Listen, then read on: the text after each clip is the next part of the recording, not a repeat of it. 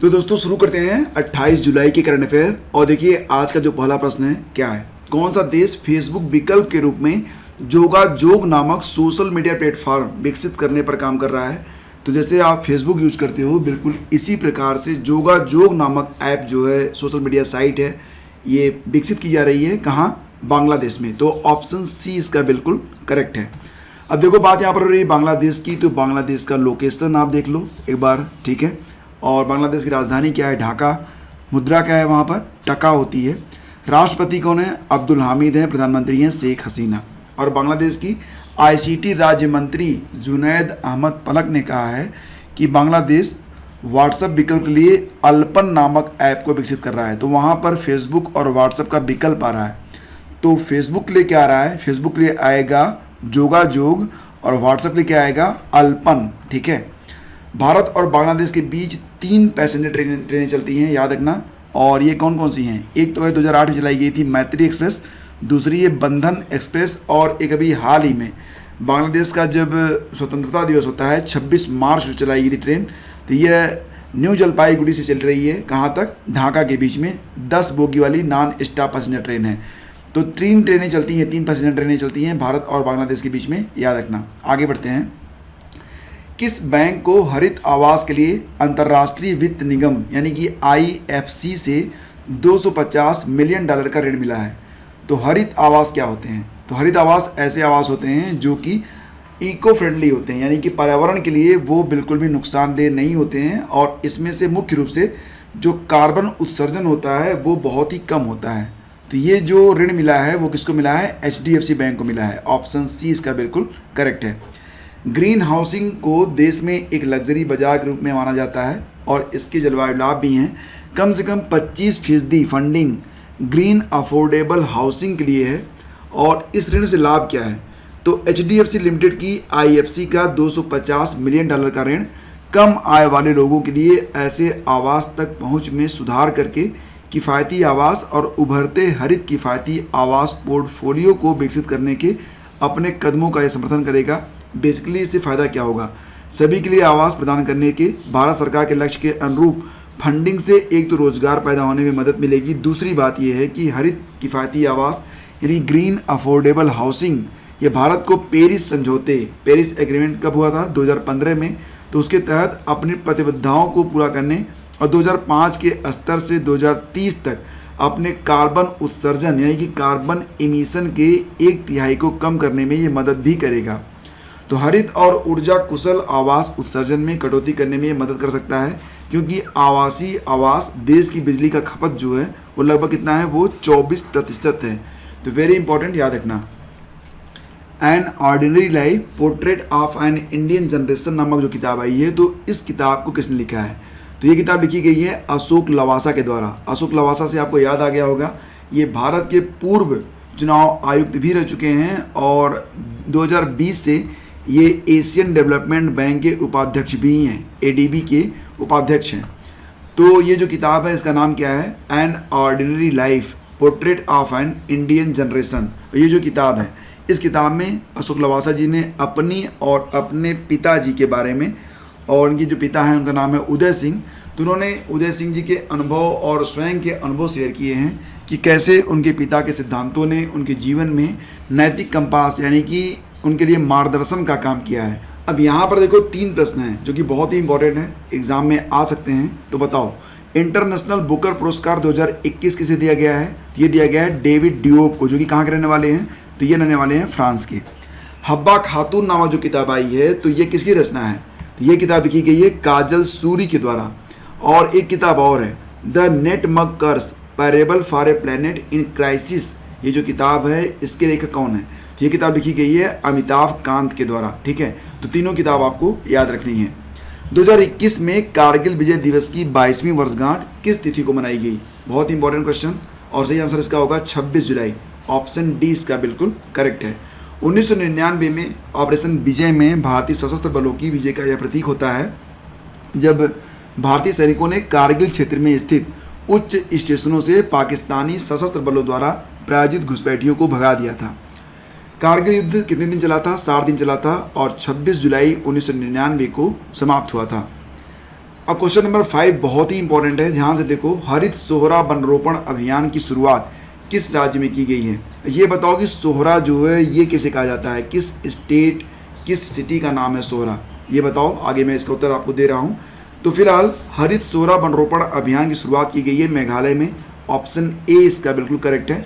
और इसका शुभारंभ किया गया है हमारे गृह मंत्री अमित शाह के द्वारा।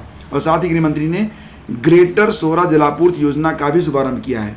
तो ग्रीन सोहरा वनरोपण अभियान के अंतर्गत वृक्षारोपण के लिए चेरापूंजी के पूरे क्षेत्र को असम राइफल्स के द्वारा गोद दिया गया है।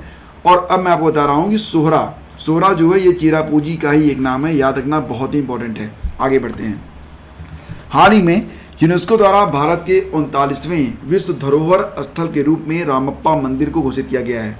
तो अभी तक भारत में जो विश्व धरोहर स्थल थे यूनेस्को के द्वारा घोषित किए गए, उनकी संख्या कितनी थी? 38 थी। और 38 वाला जो था, यानी कि अंतिम रूप से जो घोषित हुआ था विश्व धरोहर स्थल, वो क्या था? वो जयपुर था। लेकिन अब 39 हो गए हैं। और अंतिम रूप से जो विश्व धरोहर स्थल घोषित किया गया यूनेस्को के द्वारा, वो है रामप्पा मंदिर। तो आपको बताना है कि ये जो रामप्पा मंदिर है ये आपको किस राज्य में मिलेगा? ये आपको मिलेगा तेलंगाना में। ऑप्शन बी इसका बिल्कुल करेक्ट है। तो ये है रामप्पा मंदिर, जो कि कहाँ पर स्थित है? तो ये तेलंगाना में स्थित है। और यूनेस्को ने 25 जुलाई को तेलंगाना में स्थित काकतीय रुद्रेश्वर रामप्पा मंदिर, पूरा नाम इसका क्या है? काकतीय रुद्रेश्वर रामप्पा मंदिर को विश्व धरोहर में शामिल कर लिया है। और ये जो मंदिर है मुख्य रूप से ये किन किन को समर्पित है, यानी कि कौन कौन से देवता इसमें मिलेंगे? तो इसमें आपको मिलेंगे सूर्य देवता, इसके अलावा विष्णु देवता मिलेंगे और भगवान शिव। ये 3 लोगों को ये जो मंदिर है वो समर्पित है। वारंगल स्थित यह शिव मंदिर इकलौता ऐसा मंदिर है जिसका नाम इसके शिल्पकार रामप्पा के नाम पर रखा गया है। इतिहास के अनुसार काकतीय वंश के राजा ने इस मंदिर का निर्माण 12वीं सदी में किया था। एक्चुअली में जो डेट है वो 1213 ईस्वी बताई जाती है। और सबसे बड़ी बात यह है कि उस काल में बने ज़्यादातर मंदिर खंडहर में तब्दील हो चुके हैं, लेकिन कई आपदाओं के बाद भी इस मंदिर को कोई खास नुकसान नहीं पहुंचा है।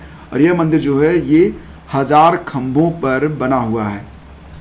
तो तेलंगाना के काकतीय वंश के महाराजा गणपति देव ने सन 1213 में इन मंदिरों का निर्माण शुरू करवाया था। मंदिर के शिल्पकार रामप्पा के काम को देखकर महाराजा गणपति देव काफ़ी प्रसन्न थे।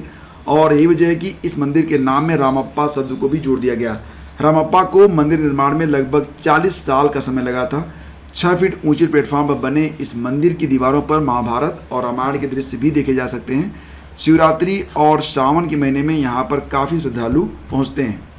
हाल ही में खबरों में रहा INS तबर। INS तबर से आपको कुछ याद आना चाहिए। मैंने आपको अभी 2 दिन पहले पढ़ाया था पोर्ट ऑफ ब्रेस्ट के बारे में। तो पोर्ट ऑफ ब्रेस्ट कहाँ पर स्थित है? तो यह फ्रांस में स्थित था और वहाँ पर हाल ही में INS तबर ने प्रवेश किया था। तो आपको याद आ गया होगा, मैंने आपको बताया भी था इसके बारे में। तो हाल ही में खबरों में रहा INS तबर भारतीय नौसेना के किस वर्ग के युद्धपोत का तीसरा युद्धपोत है? तो ये तलवार वर्ग के युद्धपोत का तीसरा युद्धपोत है, याद रखना, INS तबर। तो चर्चा में क्यों है? क्योंकि भारतीय नौसेना प्रमुख admiral Karambir Singh Saint Petersburg में रविवार को रूसी नौसेना के 325वीं वर्षगांठ परेड में शामिल हुए। भारतीय नौसेना का पोत तबर रूसी नौसेना के परेड में जहाज़ों की टुकड़ी में शामिल था, जिसका निरीक्षण रूस के राष्ट्रपति व्लादिमीर पुतिन ने किया। और 19 अप्रैल 2004 को इस युद्धपोत को रूस के कलिनिनग्राद में कैप्टन, बाद में वाइस एडमिरल विश्वजीत दास गुप्ता के साथ इसे कमीशन किया गया था। तो काफ़ी इंपॉर्टेंट क्वेश्चन है, याद रखना। INS तबर यह तलवार वर्ग के युद्धपोत का तीसरा युद्धपोत है। आगे बढ़ते हैं। हाल ही में किसे differently abled sportsman of the year 2019 से सम्मानित किया गया है? Differently abled sportsman of the year से सम्मानित किए गए हैं प्रमोद भगत। ऑप्शन डी इसका बिल्कुल करेक्ट है। और आपको बता दें यहाँ पर कि प्रमोद भगत, जो कि Indian sport honour Virat Kohli Foundation के सहयोग से RPSG ग्रुप द्वारा भारत की उत्कृष्ट खेल हस्तियों को प्रतिवर्ष दिए जाने वाले पुरस्कार से सम्मानित किए जाएंगे। तो ये जो पुरस्कार है इस साल किसको मिल रहा है? प्रमोद भगत को। और इसकी शुरुआत कब हुई? 2017 से हुई। याद रखना कि दुबई पैरालंपिक में 2 स्वर्ण और 1 कांस्य जीतने वाले प्रमोद भगत 24 अगस्त से शुरू हो रहे टोक्यो पैरालंपिक में भी पार्टिसिपेट करेंगे। हाल ही में कौन सा देश अंतर्राष्ट्रीय सौर गठबंधन में शामिल हुआ है? अंतर्राष्ट्रीय सौर गठबंधन में कौन सा देश अभी हाल ही में शामिल हुआ? तो ये देश है स्वीडन। ऑप्शन ए इसका बिल्कुल करेक्ट है। अच्छा, ये बताओ कि स्वीडन की राजधानी कहाँ पर है और स्वीडन की मुद्रा कौन सी है? दोनों बताओ। राजधानी है स्टॉकहोम और मुद्रा है वहाँ पर स्वीडिश क्रोना। तो कोरोना से याद रखना, क्रोना। ठीक है। और बात करते हैं ISA के बारे में, यानी कि अंतर्राष्ट्रीय सोलर एजेंसी के बारे में, इंटरनेशनल सोलर एजेंसी। तो इसका हेडक्वार्टर मिलेगा आपको हरियाणा में। स्थापना इसकी कहाँ पर हुई थी? पेरिस, फ्रांस में हुई थी 30 नवंबर 2015। और वर्तमान में इसके महानिदेशक यानी कि DG कौन है? ये हैं Ajay Mathur. World drowning prevention day, यानी कि इसे आप ऐसे भी कह सकते हो कि डूबने से बचाने वाला दिवस, विश्व डूबने से बचाने वाला दिवस कब मनाया गया? तो ये दिवस मनाया जाता है प्रतिवर्ष 25 जुलाई को। Option B, world drowning prevention day, ठीक है। तो 25 जुलाई को मनाया जाता है वर्ल्ड ड्राउनिंग प्रिवेंशन डे। 24 जुलाई से आपको याद आ गया होगा, आयकर दिवस मनाया गया था। 22 जुलाई को वर्ल्ड ब्रेन डे और 20 जुलाई को 2 दिवस थे, अंतर्राष्ट्रीय शतरंज दिवस और विज्ञान अन्वेषण दिवस। और दोस्तों, विश्व ड्राउनिंग प्रिवेंशन दिवस ये अप्रैल 2021 संयुक्त राष्ट्र महासभा के संकल्प यानी कि वैश्विक डूबने की रोकथाम के माध्यम से घोषित किया गया है। तो 2021 में इसे पहली बार ही मनाया जा रहा है, तो एग्जाम के लिए ऑटोमेटिकली ये इंपॉर्टेंट हो जाता है, ठीक है। और देखो, प्रतिवर्ष 25 जुलाई को यह आयोजित किया जाएगा। यह वैश्विक वकालत कार्यक्रम परिवारों और समुदायों पर डूबने के दुखद और गहन प्रभाव को उजागर करने और इसे रोकने के लिए जीवन रक्षक समाधान पेश करने के अवसर के रूप में कार्य करता है। यानी कि जानते हो मेरा क्या मानना है, मैं तो खुद मानता हूँ कि हर व्यक्ति को कम से कम थोड़ी देर के लिए सही, लेकिन उसे तैरना आना चाहिए। दुर्घटनाएं कभी भी घट सकती हैं, कभी कोई पुल हुआ, वहाँ पर कोई गिर गया, तो ऐसी कंडीशन में वो डूब जाए, इससे बेटर है कि वो थोड़ा सा तैरना सीख ले। तो मैक्सिमम लोगों को तैरना आना चाहिए, यह लाइफ सेविंग स्किल है, सीखना चाहिए आपको। तो अब देखो, क्वेश्चन नंबर 205 में प्रश्न ये पूछा गया था कि राष्ट्रीय स्वच्छ वायु कार्यक्रम केंद्र सरकार द्वारा किस वर्ष में प्रारंभ किया गया था? सही उत्तर था इसका 2019। तो आप लोगों के जवाब जो थे वो बिल्कुल सही रहे। और अब बारी है क्वेश्चन नंबर 206 की। प्रश्न होगा कि नोरा वायरस का प्रकोप हाल ही में किस देश में पाया गया है? Nora virus. तो ये हैं आपके विकल्प। और लेक्चर की PDF के लिए आइए हमारे टेलीग्राम चैनल पर, जहाँ पर आपको लेक्चर की PDF मिल जाएगी और मंथली PDF के लिए वीडियो का डिस्क्रिप्शन आप चेक कर सकते हैं। दोस्तों, वीडियो अगर आपको पसंद आता है तब आप इसे लाइक कर दिया करो, अपने दोस्तों के बीच इसे शेयर जरूर किया करो। Thank you so much, have a great day, जय हिंद।